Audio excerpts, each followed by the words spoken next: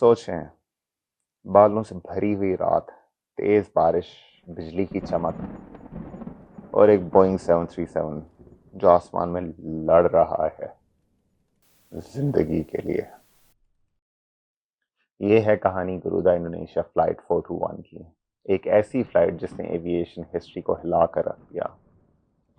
अब इस स्टोरी से पहले मैं आपको एक कहानी बताता हूँ, इसी तरह की सिमिलर स्टोरी जो कि बहुत मशहूर ज़माना है, जिसको कहते हैं मिरेकल ऑन हडसन फ्लाइट 1549, जिसके ऊपर हॉलीवुड की एक मूवी भी बन चुकी है। लेकिन इस फ्लाइट की कहानी भी कुछ मिरेकल हडसन जैसी है, लेकिन इसको वो फेम और शोहरत नहीं मिली जो मिरेकल ऑन हडसन को मिली, जबकि मेरी पर्सनली नज़र में ये प्लेन लैंडिंग ज़्यादा मुश्किल थी। तो चलें आज आपको इसकी कहानी सुनाते हैं। ये कहानी आज से 23 साल पहले हुई थी। 16 जनवरी 2002 गरुदा इंडोनेशिया की फ़्लाइट 421 ने लॉम्बोक से टेक ऑफ किया, जो कि इंडोनेशिया की डेस्टिनेशन थी, और उनका दूसरा शहर था योग्याकार्ता, जो कि जोग्जा के नाम से भी माना जाता है, और ये जावा आइलैंड पे वाक़ है। फ़्लाइट बिल्कुल नॉर्मल थी। प्लेन था बोइंग 737-300 और ऑन बोर्ड थे पैसेंजर्स 54 और क्रू 6 मेंबर्स। किसी को अंदाज़ा नहीं था कि ये सफ़र ज़िंदगी और मौत के दरमियान जंग बन जाएगा कुछ देर में। जैसे जैसे फ्लाइट योग्याकार्ता के करीब पहुंचना शुरू हुई, मौसम अचानक खतरनाक हो गया। आगे बदलते हुए शदीद थंडरस्टॉर्म, तेज़ हवा और मुसलसल बारिश। पायलट्स ने कोशिश की कि स्टॉर्म सेल्स के दरमियान से निकल जाएं, जो कि उनको लग रहा था कि क्लियर रास्ता है, लेकिन ये असल में तूफान के बिल्कुल दरमियान चले गए। अब प्लेन सिर्फ टर्बुलेंस में नहीं था, ये कंट्रोल से बाहर हो चुका था। और फिर आया वो लम्हा जब बड़े बड़े हेल स्टोन्स, पत्थर जैसे बर्फ के गोले प्लेन पर बरसने लगे। इन पत्थरों ने इंजन को उसी टाइम पे तबाह कर दिया। पहले एक इंजन फ्लेम आउट हुआ और फिर दूसरा भी बंद हो गया। यहाँ से असल कहानी शुरू होती है गरुदा इंडोनेशिया फ्लाइट 421 की। इंजन के साथ साथ पूरा इलेक्ट्रिकल सिस्टम भी ख़त्म हो गया।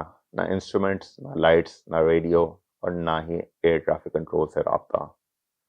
प्लेन अंधेरे में था, पायलट्स अंधेरे में थे, और नीचे सिर्फ तूफान और ज़मीन। इस तरह की सिचुएशन एविएशन में बहुत ही रेयर होती है। अब पायलट्स के पास सिर्फ एक ऑप्शन रह गया था, डिचिंग, यानी पानी में इमरजेंसी लैंडिंग। विंडो से देखा गया नीचे बनकावन सोलो रिवर था। ये उनकी आखिरी उम्मीद थी। प्लेन की स्पीड आहिस्ता आहिस्ता कम की गई। लैंडिंग गियर बंद रखा, क्योंकि वाटर लैंडिंग पे लैंडिंग गियर नहीं खोला जाता, और पायलट्स ने प्लेन को रिवर के साथ अलाइन किया। स्पीड थी तकरीबन 200 माइल्स पर आवर। रिवर पे एक ब्रिज था, एल्टीट्यूड 250 फीट, ब्रिज 80 फीट से ज़्यादा नहीं। हम सेफ हैं। और फिर प्लेन ने पानी को टच किया। हैरत अंगेज तौर पर प्लेन को आग नहीं लगी। बैली लैंडिंग सक्सेसफुल रही। प्लेन शैलो वाटर में जाकर रुक गया। ये एक मिरेकल से कम नहीं था। अब सबसे बड़ी चैलेंज थी इवैक्यूएशन। सिर्फ 2 डोर्स यूजेबल थे। पैसेंजर्स घबरा गए, लेकिन क्रू ने हिम्मत नहीं हारी। और उसी टाइम पे करीबी गांव के लोग फौरन मदद के लिए आ गए। विलेजर्स ने पैसेंजर को प्लेन से निकाला, उन्हें अपने घरों में जगह दी, खाना और कपड़े दिए। ये इंसानियत का एक लाजवाब मंजर था। पायलट्स मोबाइल फोन से एयर ट्रैफिक कंट्रोलर को कॉल की और उन्हें बताया कि प्लेन क्रैश हो गया है और रेस्क्यू ऑपरेशन शुरू करें। 2 घंटे बाद इमदादी टीम पहुंच गई, मगर अफसोस एक फ्लाइट अटेंडेंट जान से हाथ धो बैठी। 12 पैसेंजर्स शदीद जख्मी हुए, बाकी लोग जिंदा बच गए। इन्वेस्टिगेशन के बाद बहुत से सवाल उठे। क्या प्लेन को इतने खतरनाक मौसम में जाना चाहिए था? क्या वेदर रडार और प्लानिंग बेहतर हो सकती थी?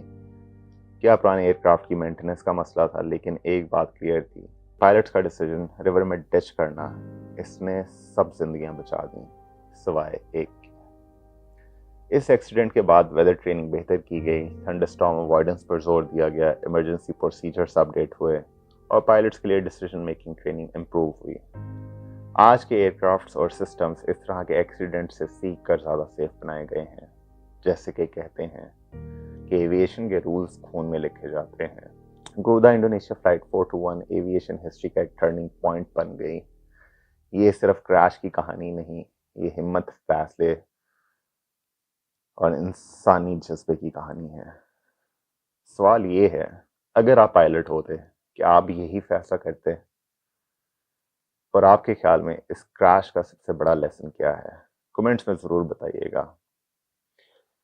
اور میری نظر میں، جیسے کہ میں نے کہا تھا، کہ یہ فلائٹ میریکل آن ہڈسن سے زیادہ ڈیفیکلٹ تھی، کیونکہ یہ تھنڈر سٹارم سے آ رہے تھے، ان کی ویدر کنڈیشنز اچھی نہیں تھیں۔ میریکل آن ہڈسن کی ویدر کنڈیشنز بہت اچھی تھیں، ان کی لک تھی، وہ بھی اپنی جگہ پہ ایک میریکل ہے، لیکن یہ میریکل آن ہڈسن سے بڑا میریکل ہے، جو کہ میری نظر میں ہے میریکل ان انڈونیشیا۔